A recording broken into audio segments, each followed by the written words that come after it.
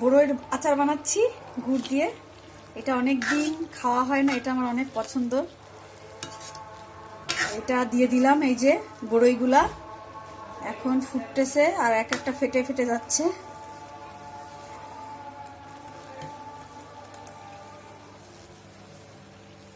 সামান্য আমি এর ভিতর দিয়েছি সামান্য একটু পাঁচফোড়ন আর একটু কয়েকটা তেঁতুল দিয়েছি, 1-2 পিস তেঁতুল দিয়েছি, বড়ই আর ঝোলা গুড় আর পাঁচফোড়ন, এটা দিয়ে আমি এটা বানাই নিচ্ছি। এখন জাল করে ফেটে গেলে আমি এটা নামাই ফেলবো।